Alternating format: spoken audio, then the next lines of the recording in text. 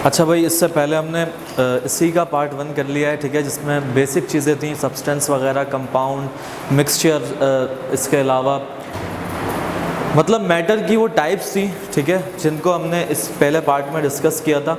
अच्छा, इसमें क्या है कि पार्ट नंबर 2 है, काम सारा वही है, इतना मुश्किल नहीं है, थोड़ी सी चीज़ें चेंज हैं, ठीक है। इस पार्ट को अलग अलग करने का करके बताने का मकसद सिर्फ सीधा सा है कि पहले आपको बेसिक चीज़ें पढ़ा दी जाएं, ठीक है, उसके बाद जब वही चीज़ आपको समझ आ जाए उसका यूज़ करना आगे इन चीज़ों में, ठीक है। अच्छा, इससे पहले मैंने आपको कंपाउंड के बारे में, मिक्सचर के बारे में, सब्सटेंस के बारे में, सिंबल्स के बारे में, एलिमेंट्स के बारे में, मॉलिक्यूल्स के बारे में एक बहुत ही 35 मिनट की मेरी डीप वीडियो है जिसको आप जाके देख सकते हो यूट्यूब पर, ठीक है। अच्छा, लिंक मैं आपको डिस्क्रिप्शन में लाजमी दूंगा, आप देख सकते हो। अच्छा, यहाँ पे क्या है, empirical formula and molecular formula, इससे आगे अभी एटॉमिक नंबर, एटॉमिक मास भी आएगा, बट पहले इसको लाजमी हमें क्या करना है, देखना है, क्योंकि इससे अगर हम डायरेक्ट जाएंगे ना तो ये होगा कि ये वाला टॉपिक मिस हो जाएगा, आगे फिर फार्मूला मास वगैरह भी है। लेकिन सबसे पहले, क्योंकि according to book 9th class हमारी चल रही है, ठीक है, तो बुक के मुताबिक मेरे को लेके चलना है।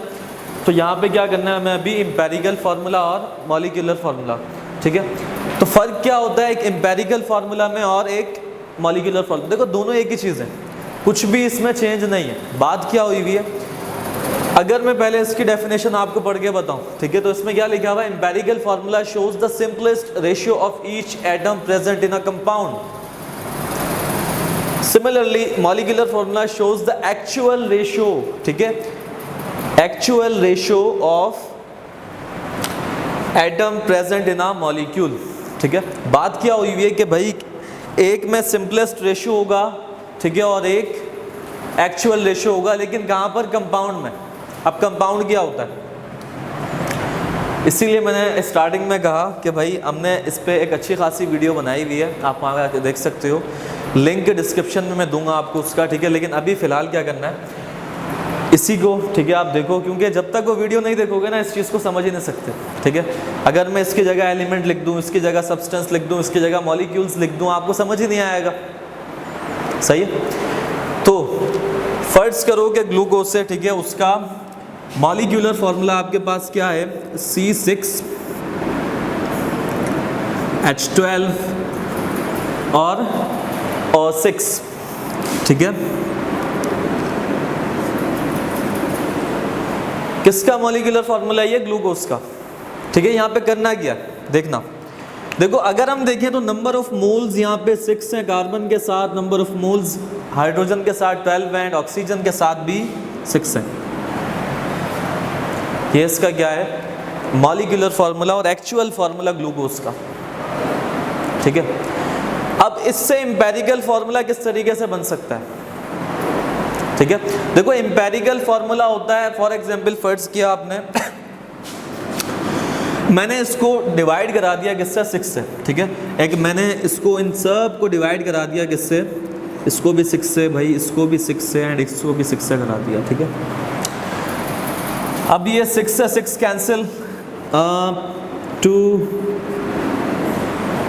अब जो बचा है ना, देखो, मॉलिक्यूलर फार्मूले से ही बनता है empirical formula.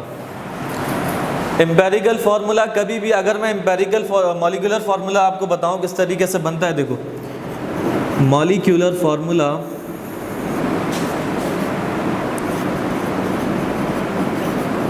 Is equals to number of moles, n से शो करते हैं ना, number of moles multiply by, किससे मल्टीप्लाई होता है, empirical formula.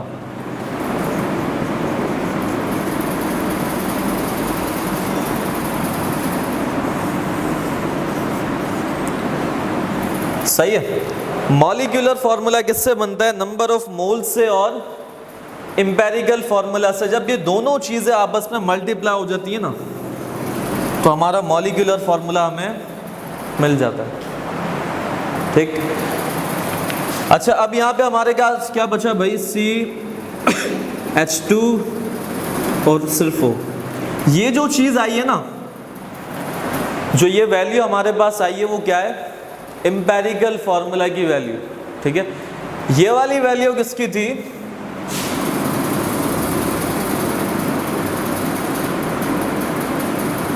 Molecular formula of glucose, ठीक है। अच्छा ये वाली वैल्यू अब किसकी है, ये भी ग्लूकोज की है, लेकिन ये कौन सी है, एम्पेरिकल फार्मूला की, ठीक है। तो फर्क सिर्फ इतना सा है कि वहाँ पे क्या होगा, एक एक्चुअल वैल्यू होगी किसी भी एलिमेंट, कंपाउंड, सब्सटेंस, मॉलिक्यूल की। यहाँ पे क्या होगा, सिंपलेस्ट रेशियो होगा, ठीक है। यहाँ पे अच्छा डेफिनेशन, अगर डेफिनेशन को थोड़ा रीड करें तो क्या, shows the simplest ratio of each atom present in a compound. भाई जो क्या करे, शो करे simplest ratio of each atom, ठीक है, किसी भी एटम का कंपाउंड में, ठीक है। देखो मैंने बताया भी था एक दफ़ा, थोड़ा फिर बता रहा हूँ मैं, वीडियो खैर किसी ने देखी है, किसी ने नहीं देखी। तो कंपाउंड कभी भी एटम के बगैर नहीं बनेगा, सही है। कंपाउंड कभी भी एटम के बगैर नहीं बनेगा। अब एटम क्या होता है, ठीक है, थोड़ा सा इसके बारे में, एटम के बारे में रिव्यू करते हैं, उसके बाद दोबारा इंशाल्लाह इसी टॉपिक पे आएंगे। तो एटम को देखते हैं थोड़ा सा पहले कि एटम क्या है भाई, क्योंकि एटम के बगैर ना मॉलिक्यूल बनेगा, ना मैटर बनेगा, ना कंपाउंड बनेगा, ना कोई सब्सटेंस बनेगा, ना मिक्सचर बनेगा, काम सारा एटम का ही है, सही है। तो थोड़ा सा बताऊंगा भाई, क्योंकि 35 मिनट की वीडियो हमारी, आप जाके देख सकते हो, उसमें बहुत कुछ है। थोड़े बहुत इसके बारे में, एटम के बारे में देखते हैं, एटम क्या होता है, ठीक है। अच्छा देखो, कुछ लोगों ने ना इस टाइप का एक ग्राफ केमिस्ट्री की बुक के पीछे देखा होगा, लाजमी देखा होगा, ठीक है। क्योंकि जो पुरानी बुक थी केमिस्ट्री की, उसमें तो बच्चों ने सब जो आज से 3 साल पहले 4 साल पहले जिन्होंने इंटर मैट्रिक किया, उसमें तो ये लाजमी होता था, ठीक है।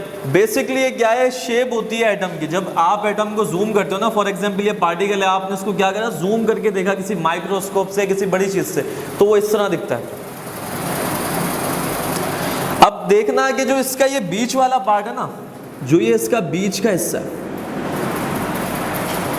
यानी बिल्कुल मिड पॉइंट है एटम का जो, सही है, वो क्या होता है, न्यूक्लियस।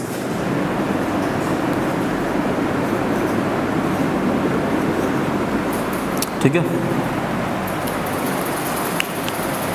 क्या होता है वो, न्यूक्लियस।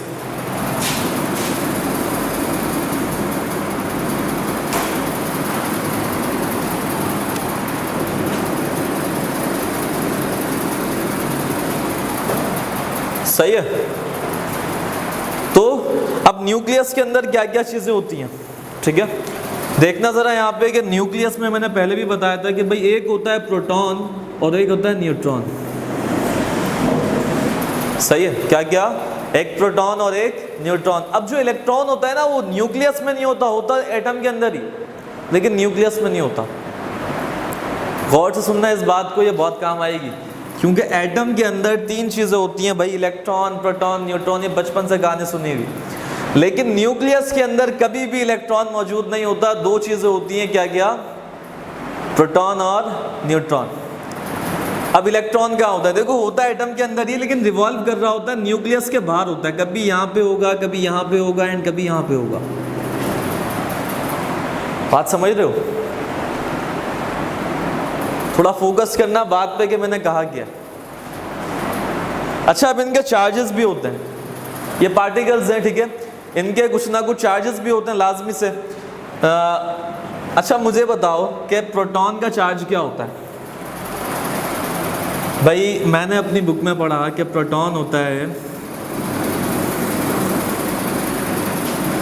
पॉजिटिव चार्ज पार्टिकल,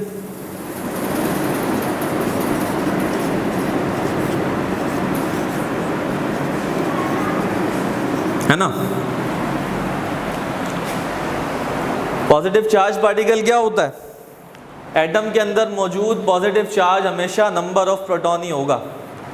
अगर चार्ज नेगेटिव का है, अगर कोई ऐसा चार्ज मौजूद है जिसका जो नेगेटिव में है, तो वो कभी भी नंबर ऑफ प्रोटॉन नहीं होगा, फिर वो क्या होगा, इलेक्ट्रॉन।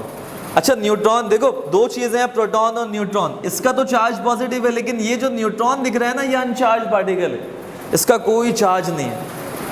न्यूट्रॉन का कभी भी कोई चार्ज नहीं होता, इस चीज़ को याद रखना। बच्चे भूल जाते हैं ये बेसिक चीज़ें, ठीक है।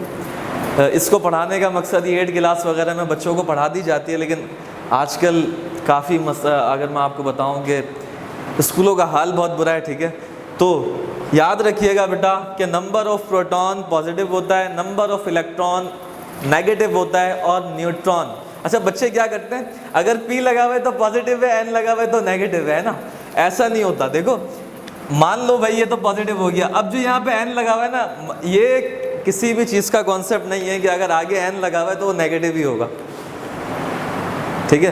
तो इस चीज़ का ख्याल रखना, ये तो पॉजिटिव है लेकिन ये अनचार्ज पार्टिकल है, इसका कोई चार्ज नहीं है, ठीक है। नेगेटिव चार्ज कौन सा है, इलेक्ट्रॉन है, वो क्या होता है, नेगेटिव चार्ज पार्टिकल, ठीक है।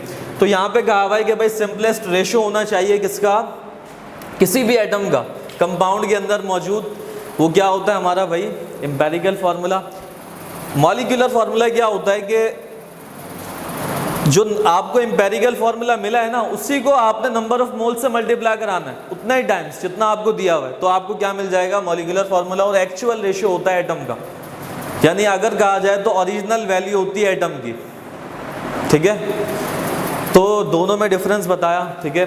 अगर एग्जाम्पल लेनी है तो बुक में इसकी एग्जाम्पल भी दी हुई है एक, अकॉर्डिंग टू बुक अगर हम देखें। अच्छा कार्बन डाइऑक्साइड, ठीक है, कार्बन डाइऑक्साइड, इसके अलावा ग्लूकोज का मैंने आपको बताया। सबसे इजी एग्जांपल लेते हैं, ठीक है, क्या, हाइड्रोजन परऑक्साइड। देखो यार, अगर मैं फिर कह रहा हूँ आपको, अगर इन चीज़ों को नहीं पढ़ोगे ना, कंपाउंड क्या होता है, मिक्सचर क्या होता है, सब्सटेंस क्या होते हैं, कुछ भी समझ नहीं आएगा, बात सारी घुमा फिरा के वहीं पे आएगी। थोड़ी सी मेहनत तो है, थोड़ा मतलब होता है ना कि यार दिल नहीं कर रहा आज, और ना कुछ ऐसी चीज़ें होती हैं जो ना बंदा कहता है यार नहीं अब मज़ा नहीं आ रहा। तो केमिस्ट्री तो तुम्हें पता है वैसे ही सुलाने वाला सब्जेक्ट है, तो थोड़ा ख्याल करना, और इन चीज़ों का अगर पढ़ लोगे तो ज़्यादा आसानी हो जाएगी। अच्छा हम कहाँ पे थे, एक एग्जाम्पल लेते हैं, क्या, हाइड्रोजन परऑक्साइड। हाँ देखो बोलना तो सबको आता है लेकिन मॉलिक्यूलर फार्मूला किसी को भी नहीं पता होता, ठीक है। इसका मॉलिक्यूलर फार्मूला क्या होता है, चलो आप बता दो। मुझे उम्मीद है कि जो भी बच्चे हमारी वीडियो देख रहे हैं ना, उनको शायद ही कोई एक आध उसको पता होगा कि भाई परऑक्साइड क्या होता है, ठीक है। H2O2 होता है हाइड्रोजन परऑक्साइड। ये क्या है, इसका मॉलिक्यूलर फार्मूला। मैंने बात एम्पेरिकल फार्मूले की नहीं की, मैंने क्या कहा था स्टार्टिंग में ही कि भाई हम बात कर रहे हैं किसकी, मॉलिक्यूलर फार्मूले की। अब देखते हैं एम्पेरिकल फार्मूला इसका क्या होगा। सिमिलरली मैंने आपको जैसे पहले बताया कि भाई फर्ज करो कि अगर मैं इस H2O2 को डिवाइड करा दूं नंबर ऑफ मोल्स 2 के साथ, तो ये इससे कैंसिल, ये इससे कैंसिल, ठीक है। अब बचा क्या हमारे पास, H और O, जो ये चीज़ बची है ना, ये है एम्पेरिकल फार्मूला, सही है। बुक में पेज नंबर 16 पे लास्ट में बिल्कुल, ठीक है, लास्ट में बिल्कुल काफ़ी सारे आपको एलिमेंट्स दिए हुए हैं, आप कर सकते हो वहाँ जाके, कंपाउंड दिए हुए हैं, ठीक है। मॉलिक्यूलर फार्मूला भी, एम्पेरिकल फार्मूला भी, उनको देख लेना लाजमी, बोर्ड में आ सकते हैं भाई, ठीक है। तो बेसिकली बताने का मकसद सारा क्या था कि बात हो रही है कंपाउंड की और एटम की, सही है। Thanks for watching.